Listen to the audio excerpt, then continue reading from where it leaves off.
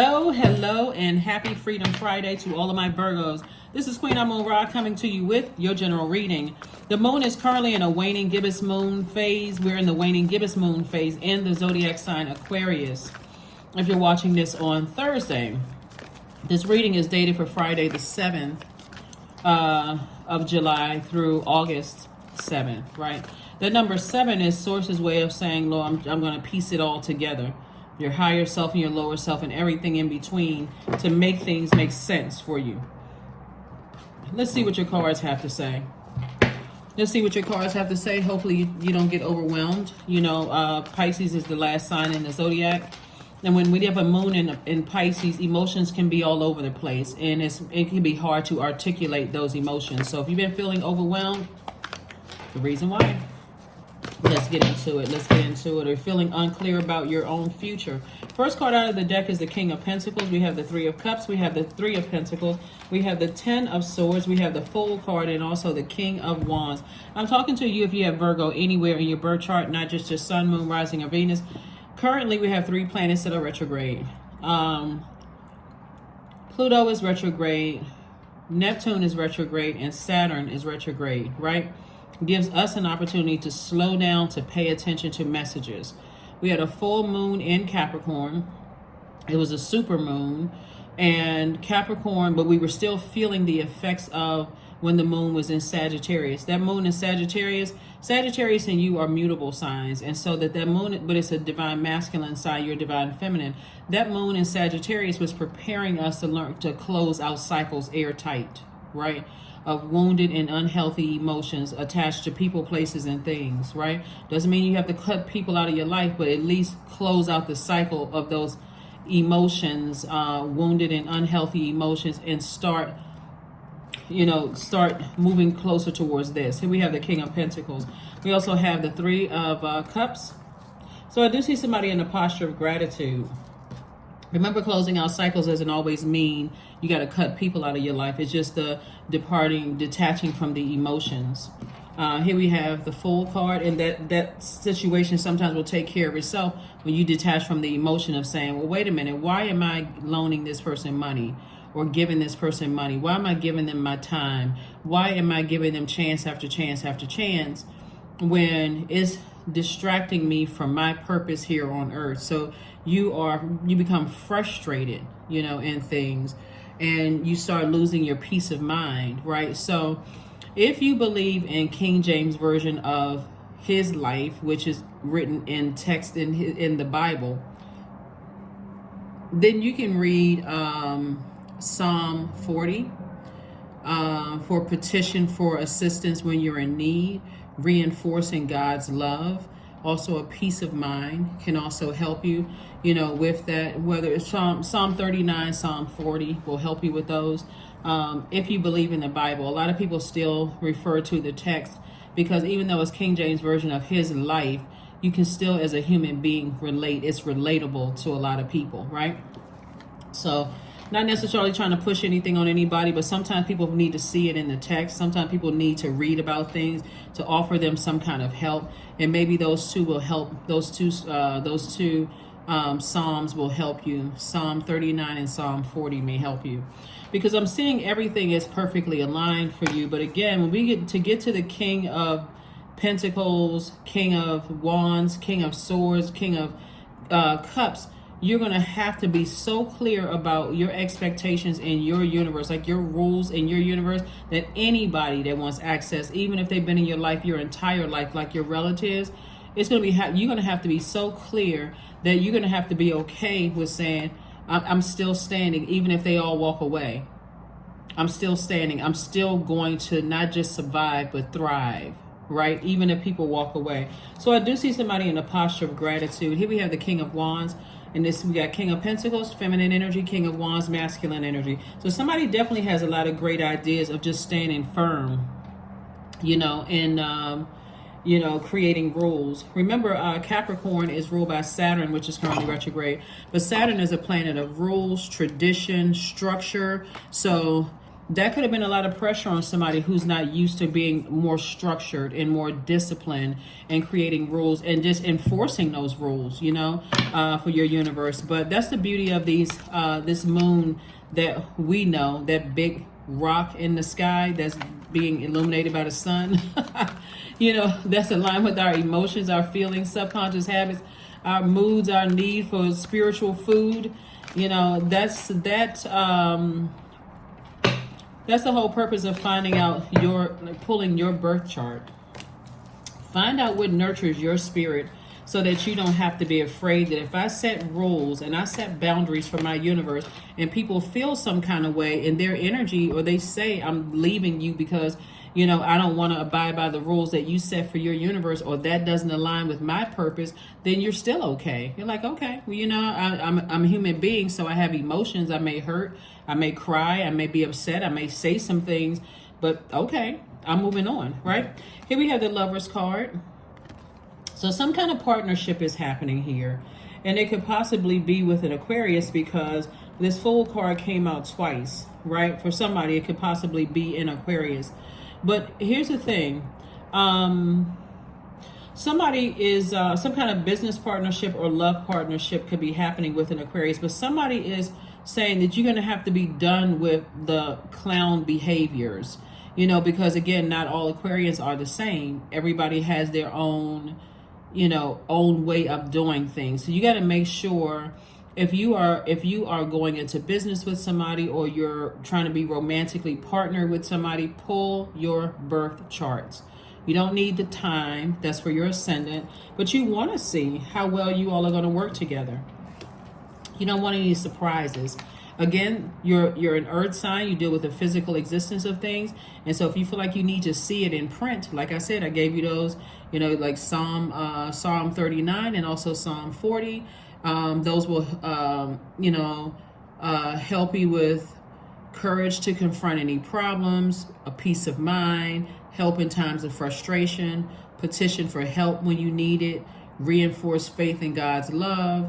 And even, for some people who could be, experiencing some kind of depression, it can also help you with that too.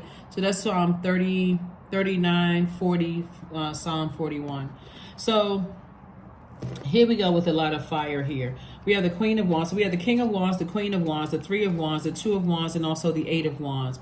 So I do see somebody moving on from something on their own. Just saying, I'm moving on. Somebody could be traveling or relocating. Remember, as you're closing out one phase and you're moving into the next phase of your life, Virgos, you want to make sure that you are crystal clear. Like you're setting your intentions. I intend on being very, very wealthy, and wherever I go, I intend on having healthy relationships, stable relationships, secure relationships, patient relationships, people who are patient with me as I am with them. I am, you're attracting whatever energy you send out into the universe. In other words, you're moving into another phase of your life. Here we have the Tower card, the Justice card, the Two of Swords, the Queen of Coins, the Four of Cups, and also the Three of Wands. So Tower card, there's some energies that you're parting ways with and you're moving forward. Some energies that have been real heavy on your scale, and it's going to be shocking for some people. It's like, wow, Virgo wants nothing else to do with me. You're literally cutting their energy out of your life, like physically cutting people out of your life and moving on. Here we have the Two of Swords. We also have the Queen of Coins, the Four of Cups, the Three of Wands. So here we go. Two of Swords, the Four of Cups, the Queen of Coins, and also the Three of Wands. So this Two of Swords, like somebody has had on blindfolds for a long time. They just didn't want to see something. And that right there, again, we are in human form. You have emotions. You could have gone back and forth quite a few times trying to decide, how do I want to move forward? But remember, it's not just the two physical things, people, places, or things. It's the emotions that's tied to that irritate your demons, right? So if you have demons of fear and doubt or uncertainty or addictions or whatever the case may be, every time you think about certain people, places, or things, and you're triggered and you vibrate on that frequency, operating in the flesh, Source is saying you have to eliminate the distractions from your universe. in any way, the best way you know how to. So somebody's definitely having a tower moment and awakening. Here we have the Four of Cups. I do see somebody ruminating over some things, but guess what? Your reputation is still intact. People still hold you in high regard. People still see you as an asset to their lives and not as a liability. Here we have the Three of Wands, came out twice. Somebody's looking forward to expansion. Somebody's like, you know what? That fear and doubt has been attached to possibly many people, places, and things, right? It could have been tied to jobs that you remember trying to apply for. I had fear and doubt about those. Friendships from the past, I had fear and doubt about some of those.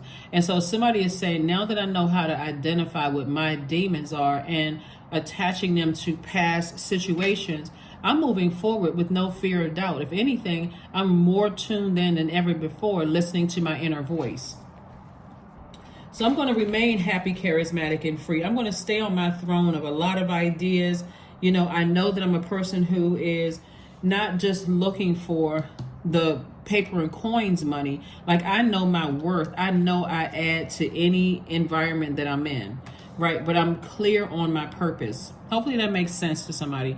I'm so clear on my purpose, and we know purpose by definition means the reason for which something is done or created, for which something exists. I'm so clear on my purpose here on earth that I know that no matter where I go, I will be successful. Somebody's solar plexus chakra are in alignment. So, you know, when you pour out all this fire towards something, exhausting yourself, there will be some people who feel like, oh, you know, I won, because that's their pride and their arrogance, or something is wrong with you. But now they're outside of your universe, so you don't really care what they're saying. That's where you're going to realize, now that you've cut some energies off, it's a lot of people that's going to go through tower moments, because you're moving on in love. They're moving on in pride and arrogance. There's a difference. And that's what's going to consume some people, and that's going to bring out the clown behavior. That's what's going to bring out the clown behavior. So clear your energy field and continue moving on in love. You're no longer tied to those demons of fear and doubt, uncertainty, addictions, all of that other stuff. So remember, take everything on case-by-case basis. You could have had a relationship with an Aquarius that could have had complete and total clown behavior. The next one could be free-spirited, someone who's living in their truth, someone who's loving life, and so it could be a perfect partnership for you. So don't just look at it as, I get along with this sign, but I don't get along with that sign, right? Since we got Uranus up here. Somebody feels changed, liberated, and free. This is attached to... and the only reason I mentioned Aquarius is because Aquarius is ruled by Uranus. And as of filming, the moon is in the zodiac sign Aquarius, even though we're moving towards the moon being in Pisces. So I'm going to give you some questions for that so that you'll know, okay, we are in the moon in Aquarius. You know, I'm feeling free. I'm feeling liberated. I feel like a changed person. And so when I think about certain things that I'm leaving behind, I do get overwhelmed. So I need to leave all of that behind. Here we have inner power. Give me the courage and the power to do what needs to be done. Give me the courage and the power to do what must be done. Yeah, there could be a Leo that you're leaving behind. Bottom line, somebody's clearing out their energy field and moving on. There could be an Aries that you're leaving behind. There could be a Gemini that you're leaving behind, a Libra that you're leaving behind. All I know is that you can also have all those signs. You could be a Scorpio that you're leaving behind. All I know is that somebody's leaving behind a lot of chaos and confusion. That's what I'm seeing here. And so moving forward, you're still standing. You're still standing, Virgo. So kudos and congratulations to you for still standing.